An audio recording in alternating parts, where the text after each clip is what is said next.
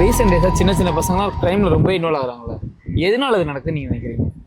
போதை பழக்க வழக்கங்கள் அதிகமாகி போச்சு. கஞ்சா, போதை வஸ்துக்கள் அதிகமாக சுலபமாக எல்லாரும் பசங்களுக்கு கிடைக்கிறதுனால தான் அவங்க கொஞ்சம் தீவிரமாக நடவடிக்கை எடுத்து இதெல்லாம் தடுக்கணும். ரெண்டாவது, போதைப் பொருள் தமிழ்நாட்டுக்குள்ளே எப்படி வருது, அங்கங்கே எல்லாத்தையும் அதை ஸ்டாப் பண்ணணும். கஞ்சா வியாபாரம் எங்கெங்க முக்கியமான இதெல்லாம் வியாபாரிகள்லாம் உள்ள தூக்கி போடணும். அதெல்லாம் தடுத்தா ஓரளவுக்கு நல்லா இருக்கும். போதை கலாச்சாரத்தால் மட்டும்தான் சீரழிஞ்சு போகுது சென்னை. முக்கியமாக சென்னை சீரழிஞ்சு போகுது. அந்த 16 வயசுலேருந்து ஒரு 20 வயசுக்குள்ளே இருக்கிற சின்ன சின்ன பசங்களாம் அது அடிக்ட் ஆகி மனநோயாளி மாதிரி ஆகிறானுங்க. அவனுக்கு என்ன செய்கிறானுங்கன்னு அவனுக்கு இப்போ தெரிய மாட்டேன். அது நிறைய விழிப்புணர்வு ப்ரோக்ராம் நடத்தணும், சட்டம் ஒழுங்கு கரெக்டாக தடுக்கணும். எல்லாமே காவல்துறைக்கு தான் இருக்குது. காவல்துறையை வச்சிருக்க முதலமைச்சர் கிட்ட தான் இருக்குது. நல்லா மனசு வச்சா செய்யணும்னு மனசு வச்சா பரவாயில்ல. இவங்க எல்லாத்தையும் அரசியல் பண்ணுற மாதிரி இதையும் அரசியல் பண்ணுறாங்க. அதை கொஞ்சம் தடுக்கணும். அது ரொம்ப ரொம்ப முக்கியமான விஷயம். மனித வளமே கெட்டு போகிற மாதிரியான ஒரு சூழ்நிலை உருவாகினது ரொம்ப தவறான ஒரு விஷயம். அதை அனுமதிக்கிறது ரொம்ப தப்பு. காவல்துறையை மட்டும் நம்ம குறை சொல்றதோட மக்களும் விழிப்புணர்வோடு அதெல்லாம் தடுக்கணும். பெற்றோர்களும் பிள்ளைங்க என்ன செய்யுது, ஏது பண்ணுறாங்க, எது செய்கிறோம், அதையும் கண்டிப்பாக பண்ணணும். பண்ணால் மட்டும்தான், அதாவது சமூக மக்கள், அரசாங்கம் எல்லாமே சேர்ந்து தங்களுடைய கடமையை செஞ்சால் மட்டும்தான் இந்த பிரச்சனையை தீர்வுக்கு கொண்டு வர முடியும். ஒட்டுமொத்தமாக ஒரு அரசாங்கத்து மேலே பழி சொல்றதோ, ஒரு துறை மேலே குறை சொல்றதோ அது இருக்கக்கூடாது. எல்லாருக்கும் அந்த பொறுப்பு இருக்கு. ரீசெண்ட் டேஸாக உங்கள் ஏஜ் இருக்க பசங்க, சின்ன பசங்கலாம் ரொம்பவே க்ரைமில் இன்வால்வ் ஆகிறாங்க. எதனால இந்த இதெல்லாம் நடக்குது? ஆக்சுவலி என்ன ரீசன் அப்படின்னா, இந்த ஏரியாவில் அவனுக்கு அண்ணனுக்கு கொஞ்சம் இருப்பானுங்க. ஸோ இவனுங்க என்ன அப்படின்னா, அதான் காலகாலமாக அவனுங்களோட இது மாதிரி அடிச்சா கெத்து, ஒருத்தர் நம்மளை எதிர்த்து பேசி அவனை நம்ம அடிச்சிட்டோம்னா அது கெத்து அப்படின்னு, வெட்னா கெத்து, அந்த லோக்கலாக கெத்து, அந்த கெத்துன்ற ஒரு வார்த்தையை பிடிச்சிக்கிறதுனால அவனுங்க அதை அப்படியே மெயின்டைன் பண்ணிக்கிறாங்க. ஏரியான்னு வரும்போது இப்போ ஹை கிளாஸில் இருக்கணும் இதெல்லாம் பண்ணுறான். ஏன்னா க்ரைம்ன்றது என்ன, எவ்வளோ க்ரைம் இருக்குது. ஒரு பொண்ணை ரேப் பண்ணுறது ஹை கிளாஸுக்கு பண்ணுறான், லோ கிளாஸுக்கு பண்ணுறான். அப்படின்னா ஏரியா மட்டுமே ரீசன் இல்லை, அது தாண்டி அது மட்டுமே ஏரியா மட்டுமே நீங்கள் ரீசன் எல்லாமே இதான்ப்பா அப்படின்னு சொல்ல முடியாது.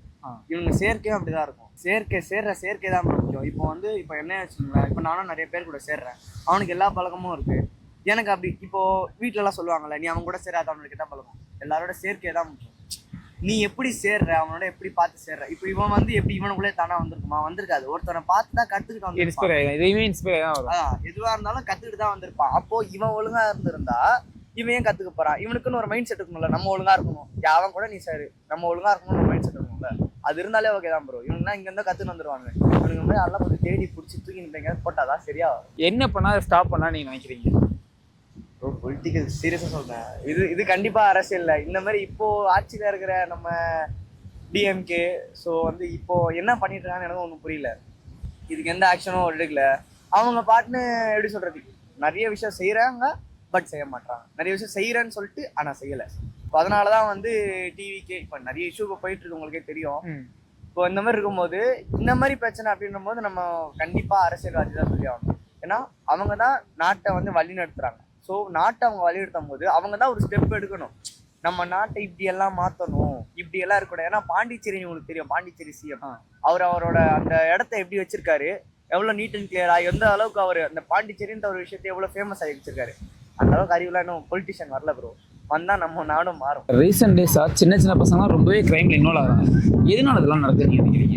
இந்த யூடியூப் மொபைல்ஸு இதெல்லாம் வந்ததுனால ரொம்ப அதெல்லாம் பார்த்து ரொம்ப பசங்க போகிறாங்க.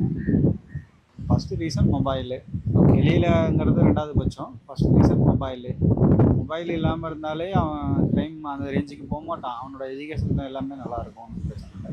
என்ன பண்ணால் அதை ஸ்டாப் பண்ணலாம்? என்ன பண்ணலாம்னா பேரண்ட்ஸ் தான் கண்ட்ரோல் பண்ணணும், வேறு யாரும் கண்ட்ரோல் பண்ண முடியாது. ஒரு இப்போ ஜென்ரேஷன் பசங்க பேரண்ட்ஸ் சொல்கிறதே கேட்குறது இல்லை. அந்த மாதிரி இருக்கும்போது வேறு என்ன ஆக்ஷன் எடுக்கலாம்? வேறு ஆக்ஷன்னா பேரண்ட்ஸ் தான், மற்றபடி வேறு யாரும். ஏன்னா பேரண்ட்ஸ்க்கு ஒபே பண்ணலன்னா ஊருக்கு யாரும் ஒபே பண்ண போகிறது கிடையாது. பேரண்ட்ஸ் அவன் பிள்ளைங்களை அவங்க வளர்க்குற வளர்ப்பில் தான் இருக்குது. அது மாதிரி பண்ணால் ஓரளவு கண்ட்ரோல் பண்ணலாம். இன்னொன்று, பசங்க மேக்ஸிமம் வெளியே மோஸ்ட்லி போகிறத கொஞ்சம் அவாய்ட் பண்ணணும். படிக்க வேண்டிய வயசில் படிக்க மட்டும் பார்க்கணும். வெளியில் கொஞ்சம் இந்த சினிமாவிலையும் கொஞ்சம் ஒரு சில விஷயங்களில் பார்த்து பசங்க கேட்டு போயிடுறான். நம்மளும் ஒரு கம்பீரம்னு நினச்சிக்கிறான். மற்றபடி அது பெருசாக எடுத்துக்கூடாது. ஓகேண்ணா, ஆஸ் இந்தியன் சிட்டிசனாக ஒவ்வொருத்தருமே பண்ண வேண்டியது என்ன பண்ணால் ஸ்டாப் பண்ணலாம்? இந்தியன் சிட்டிசன் ஒருத்தர் இப்போ நான் என் பிள்ளைய நான் வந்து கண்ட்ரோலாக வச்சுருக்கேன் அப்படின்னா என் பிள்ளை என்னோட சான்றோரை நான் கரெக்டாக வச்சுருக்கணும். ஏன்னா நம்ம ஜென்ரேஷனுக்கு அந்த மாதிரிலாம் இல்லை, கிரைம் ரேஞ்சுக்கெலாம் எதுவும் போகலை. நமக்கு வெளி உலகம் தெரிய ஆரம்பிச்சது ஒரு 15 வயசுக்கு மேலே தான் இப்படிலாம் இருக்கும் போல எடுக்குன்னு தெரிய ஆரம்பிச்சது. ஆனால் இன்றைக்கி வந்து 30 வயசில் பார்த்தீங்கன்னா ஒருத்தன் ஜெயிலில் இருக்கிறான் ஒரு பையன், அந்த மாதிரிலாம் சுச்சுவேஷனில் இருக்கிறாங்க. அது என்னை பொறுத்தளவு என் பையன் பொண்ணை வந்து நான் கண்ட்ரோல், எனக்கு ஒரு பொண்ணு ஒரு பையன், நான் கண்ட்ரோலில் நான் வச்சுருக்கேன். என்ன சாண்டா அண்ணன் பையன் சித்தப்பா பையன் அவங்களெல்லாம் கண்ட்ரோல். அதுமாரி ஒவ்வொருத்தரும் வந்து ஃபஸ்ட்டு ரீசன் பெற்றோர்கள் வந்து ஒழுங்காக இருந்தால் பிள்ளைங்களை வளர்த்தாங்கன்னா கரெக்டாக ப்ராப்பரேஷன் இருக்கும். இல்லைன்னா ஒன்றுமே பண்ண முடியாது. வேறு கண்ட்ரோல்ஸை நீங்கள் சொல்கிற மாதிரி வேறு ஏதாவது இதுக்கு வழி இருக்கா அப்படின்னா வேறு வழி வந்து இது மட்டும்தான். வீட்டுக்கு அடங்காத புள்ள ஊருக்கு அடங்காது, அவ்வளோதான். ரீசெண்ட் டேஸா சின்ன சின்ன பசங்கலாம் 14-15 பசங்க ரொம்பவே கிரைம்ல இன்வால்வ் ஆகிறாங்களே, எதனால அது நடக்குதுன்னு நீங்க நினைக்கிறீங்க? போதைப் பொருளால் நடக்குன்னு நினைக்கிறேன். இதை என்ன பண்ணா ஸ்டாப் பண்ணலாம்? என்ன பண்ணலாம்னா போதைப் பொருளை கண்ட்ரோல் பண்ண ஸ்டார்ட் பண்ணலாம். நம்ம என்ன பண்ணா இது போதைப் பொருள் வராம இருக்கும், உள்ள வராம இருக்கும்? அவங்க பேரண்ட்ஸ் வந்து பிள்ளைங்களை கொஞ்சம் கண்ட்ரோல் பண்ணா நல்லா இருக்கும். சின்ன சின்ன பசங்க ரீசெண்ட் டேஸா ரொம்பவே கிரைம்ல இன்வால்வ் ஆகிறாங்களே, ஆமா, எதனால இது நடக்குது? அதெல்லாம் இது நம்ம வளர்ப்பு சரியில்லை. பொதுவா ஜப்பானீஸ்லாம் என்ன பண்றாங்கன்னா ஸ்கூல்ல சேர்க்கும் போது எப்படி மனிதன்ட்ட நடக்கணும், எப்படி நடந்துக்கணும், அந்த இதெல்லாம் ஒரு இதுவுமே நம்ம இந்தியாவில் கிடையாது. இனிமேட்டு தான் நம்ம டெவலப் பண்ணா இன்னும் நல்லா இருக்கும்.